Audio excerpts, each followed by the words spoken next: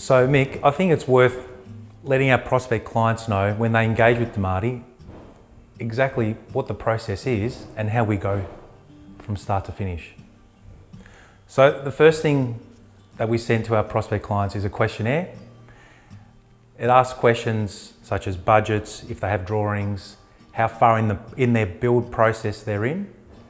So then we can advise and accommodate where they're at in that process. And to hopefully deliver the best value for their money and a really enjoyable process, even prior to commencing work on their homes.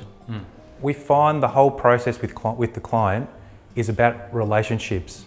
Relationship with us as a builder, relationship with an architect, and making sure that the client's in control of the whole process and we're there to support them. Not everybody can read and understand plans in detail properly, so it's really good for the client to be able to bounce questions off, as simple as they may be, but it simplifies the process and it makes them feel more comfortable and understanding of what they're going to achieve and get out of the whole process. So to move into the next phase, we offer our prospect clients a fee proposal, and what that entails is site visits, a site assessment if it's an extension renovation, which is very critical, to see if there's anything that needs to be maintained or brought up to standard on the existing dwelling, because that's where a lot of areas where costs can go into without even realising. So we help do that homework for them up front, so then they know how much of their budget is allocated to repairs and maintenance on the existing dwelling before we do extensions or cosmetic upgrades. With what we do, there is sometimes a component of works that need to be performed on the existing dwelling to bring it up to a standard prior to doing an extension and spending money and making the back bigger or making the back better. For instance, electrical upgrades or something like that.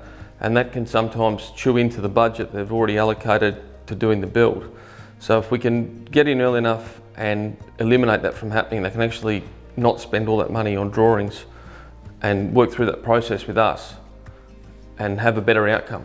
And that's only one part of our fee proposal. What we also do with our clients is with multiple meetings. It could be on video call, face-to-face, phone, whatever it may be. We actually help develop a scope of works.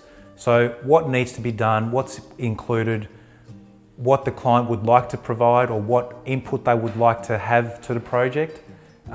We provide flexibility to our clients, so they can buy all their fittings and fixtures, tiles, appliances, whatever it may be.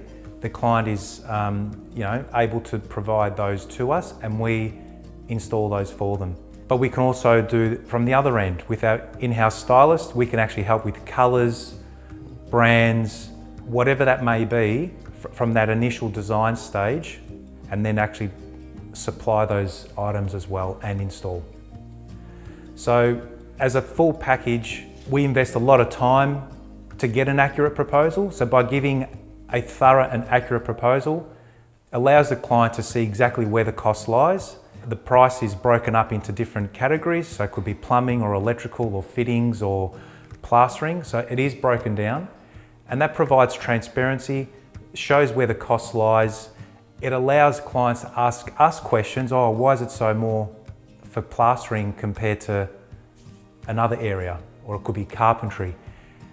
Not only does that challenge us to make sure that we've done the right thing by the client, but it actually shows transparency so they can see exactly why the build costs are where they are.